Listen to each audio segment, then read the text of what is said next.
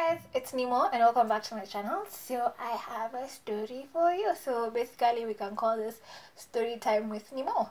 So a few days ago, I think about a week ago, I went into my Insta stories and I asked you guys to vote on a poll if you've ever been the other person knowingly or unknowingly, because I've been the other woman unknowingly. So here's the story.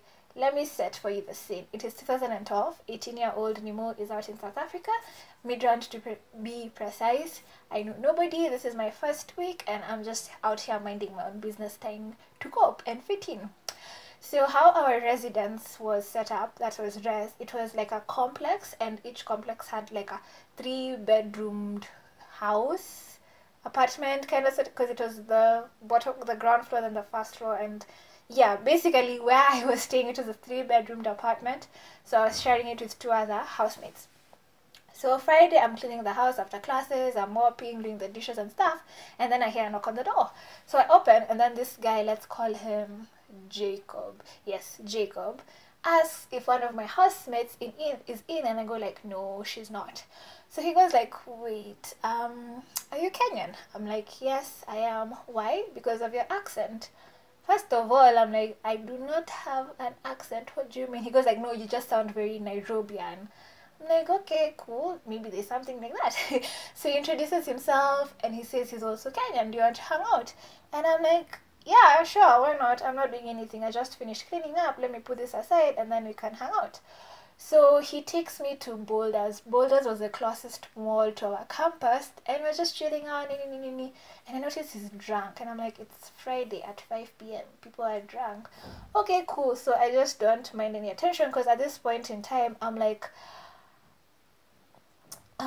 you know what? This is my first week in South Africa. I haven't met another Kenyan. I've been told there are Kenyans on the campus, but I haven't met them. So I'm just like, whatever. So when we get back onto campus, my other houseman goes like, be careful of this one, and I just blow it off like, yeah, sure, whatever, I'll take care. So nothing happened that day. So it goes 3 weeks pass by and I barely hear from him. I barely see him. Then all of a sudden there's this one time he comes to our place like, oh hi, how you doing, have you been, let's go chill, come to my room, we chill, we listen to music stuff. So I go to his room, we're listening to some Kenyan music. I'm feeling like, yeah, this is feeling like home. Woo, finally. And then I see a picture on his laptop. Then I ask him, who's this child? Because it was a child. He goes like, that's me when I was younger. But I didn't pay mind. I was like, oh, that child looks pointy, but you never know. But thing is, also the child looked like him, so I was just like, whatever, fine. So we're chilling, we're talking, stuff happens, yada yada. So it goes on like that for a few months. And then I remember there's a time he came and told me, but I lied to you, that kid you saw on the laptop is actually my son. He's in Botswana with my baby mama. Then I'm like, whoa, wait, what? This was the first time I was hearing about a baby mama. I didn't know what a baby mama was. So he explains to me that, yeah, he was with this chick, she got pregnant, but she's in Botswana. He moved to South Africa and stuff. But all he does is send money to her, I mean. So I was like, okay, cool, it's fine. But then I was like, this feels a bit strange, but hey, I'm 18, I'm naive, I blew it off. So I remember there's also this other time I'd gone out for drinks. Like, we used to go out every Friday. Like, it was such a thing on campus. So I was supposed to chill with him afterwards. So I take myself to his room, because, I know where his room is. Me in the back of my head, I'm thinking we have a thing. Our group of friends know, like, hey, it's Jacob and Joanne and stuff like that. So I go, and then I'm hearing noises coming from his room. I'm like, this sounds weird. This doesn't sound right. So then I open the door, pole, and he's sleeping with another girl, and I'm like, wow, really? Seriously? Like, are you serious? Like, are you kidding me right now? So I ran straight back to my room, and I remember hyperventilating. I started hyperventilating, I can't breathe, and then I fainted. Next thing I remember, I'm waking up in the hospital, and I'm like, what am I doing here? Like, wait, what happened? Jacob is standing there, my other bestie is there, my housemates are here, and I'm just like, wait, what happened? So I explained to the doctor, like, oh yeah, I usually have this thing where if I panic and I start hyperventilating, my heartbeat rises, then instantly drops, then I faint. So he goes like, oh, okay, take it easy, stuff like that. I'm like, okay, fine. We go back to campus. I dash straight to my room. I lock the door. I fall asleep. So he comes back to me the next day and tells me, Connie, what did you think this was between me and you? I'm like, I thought it was a thing. Like, I thought it was an actual thing. But kumbe, no. He was sleeping around with other people, and I was just like, nah, I'm not about this life. I'm not doing this. So I ignored him. I started ignoring him. I started finding my own life around and stuff like that. So I remember this one time, I think it was during midterm. Yeah, midterm. So guys are allowed to leave campus, go home and stuff. But since I was an international student and yeah, paying a ticket to come back home for like 3 days, excuse me, didn't make sense. So I stayed on campus. So we were drinking, we were partying, people were drunk, I drank. Then he ends up fainting because of drinking too much and partying too much. So we are panicking, we call the ambulance, he's taken to hospital. So everybody else leaves his phone with me because the last time they checked, it was me and him. So he kept receiving messages and I thought, let me just check them because somebody's asking where he is. Shock on you, it was his baby mama. And the messages were going something like this. He was asking her to marry him. He wants to start a family properly. He wants to be together with her. He wants to go back to Botswana and raise the kids together, have more children. And I was just like, wow. So you're telling me this entire time I've been the side chick? And I'm just like, how? Why? Where? So you decided to take advantage of a naive girl just because you're from the same country and do these things too.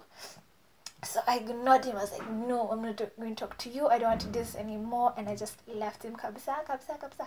I come back home for now the end of semester because our semesters were 2. So it was January to June and then July to November. So during that period of June to July, I was back home for like 2 weeks. So I've ignored him, but he keeps texting me, hey, how are you doing? Okay, I can't wait to see you when you come back to this first, second sem. And I'm just like, what? No, it's not happening, Jacob. It's not happening. So my intentions were like to ignore him, if I find myself a South African boyfriend, then why not? I love the accents, I love how they sound, I love how they look and all that. So I remember I didn't talk to him, I didn't communicate to him, and then I find out he has another side chick who's also from Botswana who's looking for me. Not looking for me to know who I am, at anantaftia mambo. And I'm just like, what?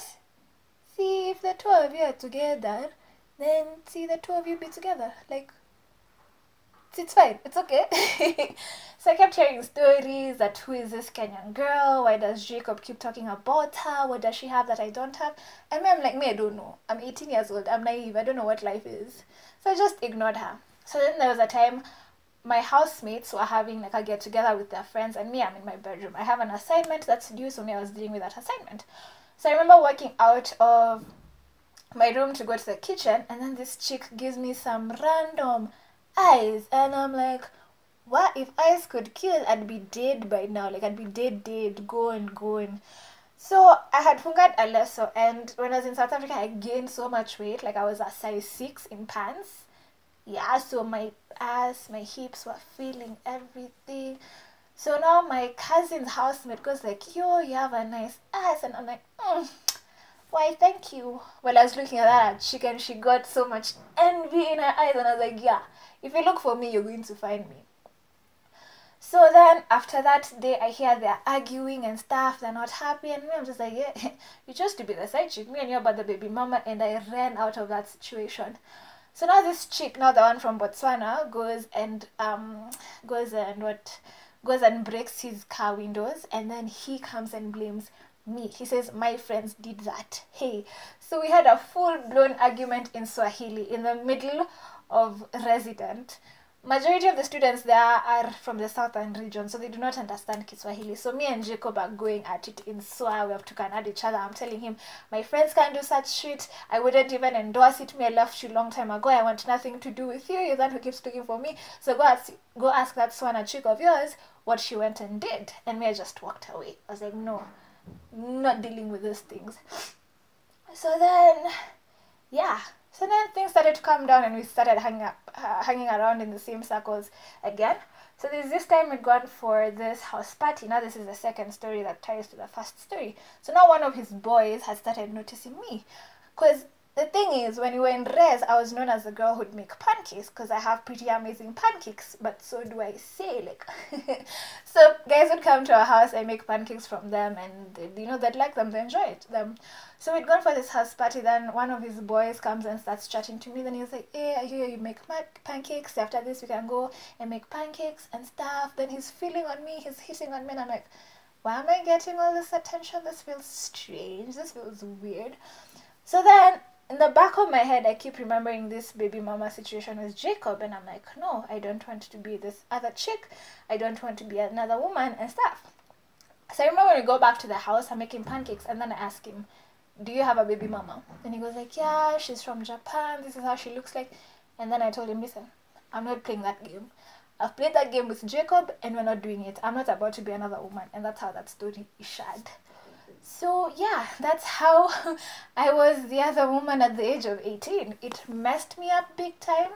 I remember there's a period I was just sad, depressed, down, and I was like, why would somebody do that to somebody else? And since then, I always make sure that if I'm seeing somebody, either sexually or romantically, they don't have any girlfriends, they don't have any baby mamas, they don't have any exes that they're trying to reconcile with, because I'm not about that situation. I've been cheated on,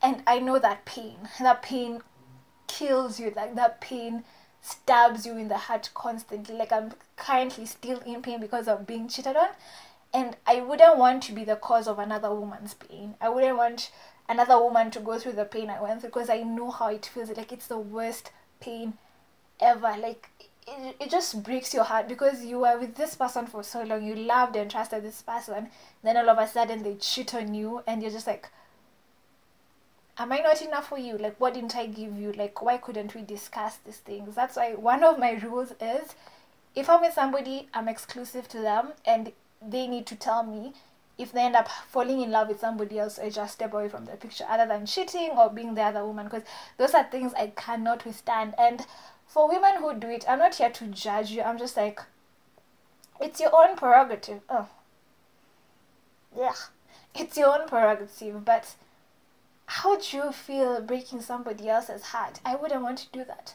That's why if everybody I sleep with, I'm like, if you end up having a girlfriend, please tell me from the get-go. So me, I just find my exits. If you have a girlfriend, I'm not going there. If you have a baby mama and you guys keep beefing, I'm not going there. If you have an ex that you're still trying to reconcile with, I am not going there. So yeah, that's my story time on being the other woman. Let me know if you guys want more story times, and the beauty of this will be from my points of view, like my stories. Since the age of 18 to 25, I've kind of sort of experienced a number of things. So I have a number of stories just piled up. So you guys, let me know if you enjoyed this story time. If not, it's fine. I just was in a filming mood. I have filmed 3 videos today. So I feel nice. I feel good. So yeah, I hope you guys enjoyed this story. Don't forget to like, comment, and subscribe. Let me know down in the comment section if you guys would want anything. And until then, I'll see you in my next video. Bye.